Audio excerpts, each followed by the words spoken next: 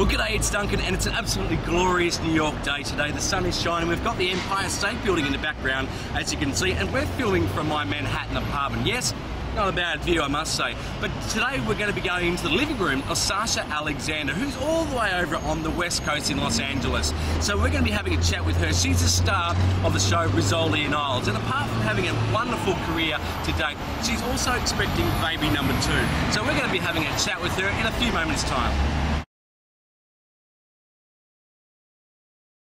Well, today I'm here with Duncan. I'm joined by Sasha Alexander all the way over in the West Coast via Skype today. Hi, Sasha. Thanks for joining me.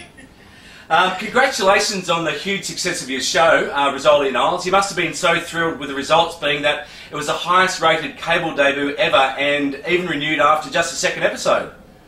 It's been a fun experience and challenging, but yeah, the results were pretty fantastic after a first-year show. Very exciting. What were you expecting going into the first episode, or your expectations of going into the first episode? Well, you know, you shoot a pilot, and then the networks take a look at that pilot and see if they like it, and then they pick it up to a series. And when you go to series, you know, it's always hard to tell what direction they're going to go in. In this case, our show is based on books written by Tess Gerritsen, and so they had the two characters, Jane Rizzoli and Laura Isles. They're based on these two women, and so it's hard to tell. You know, you shoot TV in 7 days, one episode, yeah, and you get scripts pretty fast, and you're kind of jamming through all of it. So it's, you know, it's always hard to kind of to know which direction they're going to go, but. You know, I think we did a lot of different kinds of episodes. Some are funnier than others. Some are much more thrillers, as you know, because you watched them. Yes.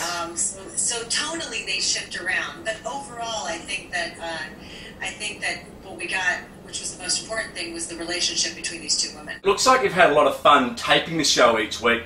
What do you think makes the show such a fan favourite?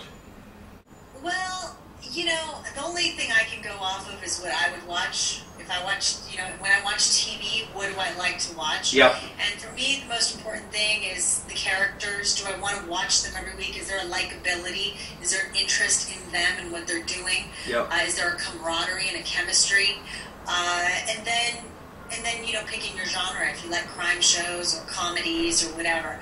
So it's always hard to tell, you know. I call it this little magic in a bottle thing that happens with television.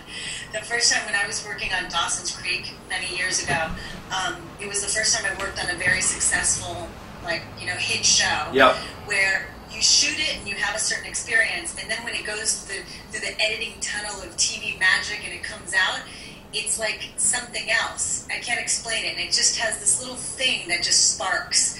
And I remember thinking, oh, that's a hit show. And so what that formula is, I don't know. Yeah. I don't know. I think it's putting together the right people and the right writing and the right, you know, everything. Yeah. So I remember seeing our show and thinking, oh, this show has that thing. It has that, like, when I watch it, I have an experience and with these people, and I like that. Yeah. So it's hard to tell. TV's a really interesting medium.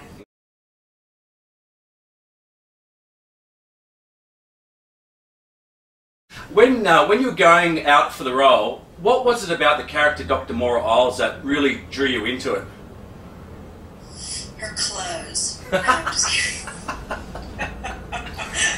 The clothes were part of it. I was being a girl. Well, let me think. First of all, you know, she's a smart woman and she's a brainiac. Yep. So she has all this information going on in her head, which, you know, I don't know what half the stuff means. I have to Google it. You know, I have writers telling me what it means and how to pronounce it, and, you know, I have to understand it all, which is really fun and challenging to go to work and be able to learn all this new stuff. Yep. But I think what I liked the mystery aspect of the show. Yep. I liked how it went into this world that, you know, involved their personal lives and their backgrounds, but then also how these two women were trying to, you know, just do their jobs in this very gritty male environment. Yep. Maura was very quirky to me. There was something very eccentric about her. which I really liked. And I do like every time I get a new script, I kind of don't know where it's going. Yeah. And that's exciting to me. And she's funny. She's kind of a funny, odd bird. So it's fun to play those characters because you can kind of go anywhere with it. Yeah. I get to, be a sort of comedic relief sometimes when things get a little bit heavy. Yeah. But in the same token, it's an interesting profession, to have somebody who came from money choose to do something, like be a medical examiner and be around dead bodies all the time is really unique choice. My next question, which sort of leads in from that, does the character mimic you in real life at all? Let me think. That question could have been put in there from a fan. From a fan? Yeah. Yeah, I'm not answering that question. You know what?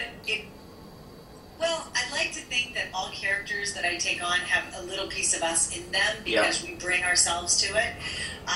But no, I'm not. I'm not a math and a science whiz at all.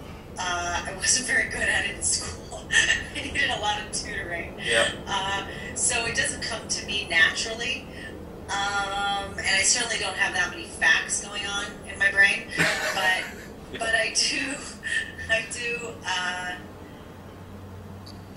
like, so no, I wouldn't say it's very similar to who I am. Yeah.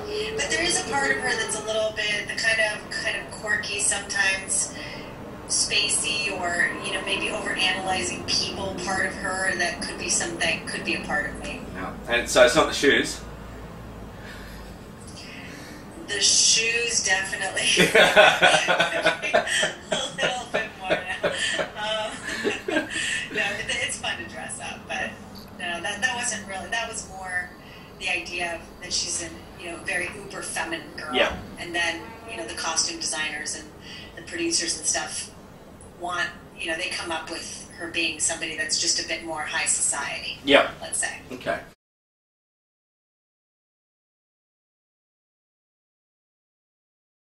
If you don't mind, I'm sure my listeners would love to know a little bit about the real Sasha Alexander. Do you mind if I ask you some questions not related to your hit show? Of course. Good, excellent. I mean, of course I don't mind. Well, you're a busy and successful Hollywood mum with number 2 on the way, and a huge congratulations to you both on number 2. How do you manage the demands of filming and keeping up the family life?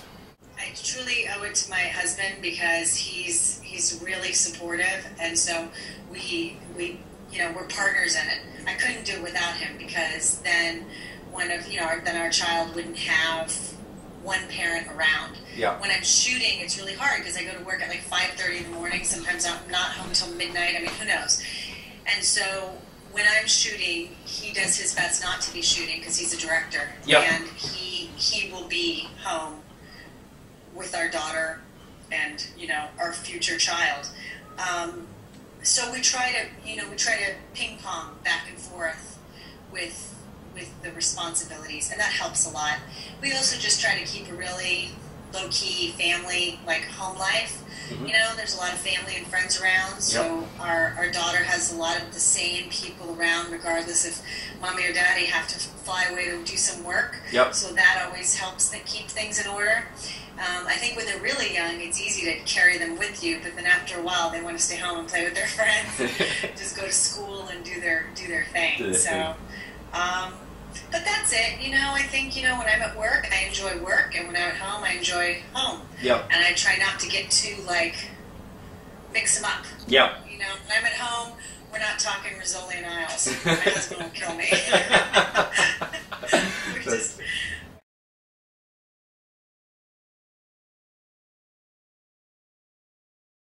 What would you say is your most cherished personal achievement in your career today? Each experience has its own reward, but I had a really great time when I worked with Jim Carrey in Yes Man. We worked for a few months on that film. We shot in LA, but I was just such a huge fan of Jim's, and I got to work with him on In Living Color because I was a dancer, and I remember during rehearsals back when, did you guys have In Living Color in Australia? It was like Saturday Night Live. No, I don't think so. It was a comedy show, and it's where Jim got started, and it was really funny. And he used to do this character named Fire Marshal Bill. Yeah. And Fire Marshal Bill was this fire marshal who would go and like put out fires, but he'd teach children how to like not start fires, but he would end up starting a huge fire.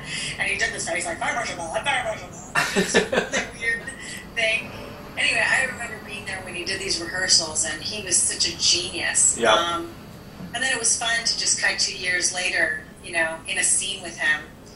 It was just fun. Like I had it was one of those moments where you're like, oh, I love what I do. This is cool. You get to come to work and laugh and play and, you know, play like imaginary friends. Like, this is a cool job. As hard as it is, it's a cool job. So I would say that was really great. And then a year ago, I made a film with my husband, Eduardo. Yep. It's called Coming and Going, and Yep. it stars Rhys Darby. Yes, he's New Zealander. Yeah. And so it's Rhys and I, and that was a really fun movie as well. It's a comedy, and oops, my phone's ringing. Sorry. You're right. And that was really great. One, because Rhys is hysterical. Yep. And we've had such a fun time. We got to do some crazy stuff, and then, you know, working with my husband was fun. Yep. It had its challenging moments. Anything you'd like to share?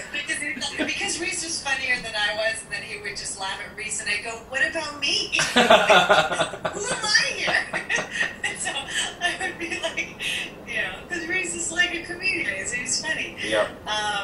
Anyway, but that was a really great time, and what I loved about it was that, you know, you were part of the whole process. I co-produced the film, and yeah, wow. so I was part of it from the beginning to the end. And I liked that. I liked being part of the whole thing. Mm-hmm. So that was fun.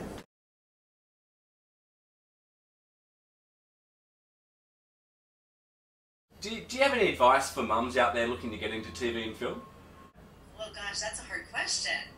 So you're saying moms who have never acted but now are moms and want to act? Yeah.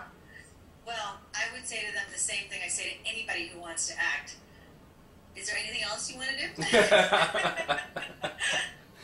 Probably good advice. I think it's harder to try to become an actor once you know, at any stage, it's hard. You know, I've been at this for 15 years now. Wow. So, you know, you have to, and even longer, because I did theater as a kid and whatever, but pursuing it, let's say pursuing work in it, you know, to make a living at it, 15 years. Wow.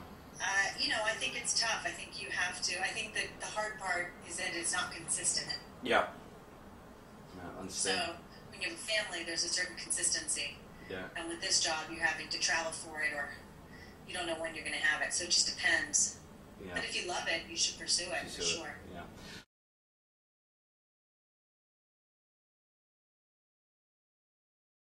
What can we expect for the second season of Rizzoli and Isles? Any tidbits or things you can let out? No, I don't know. No? How am I supposed to know? No, I don't even know what script is coming up next.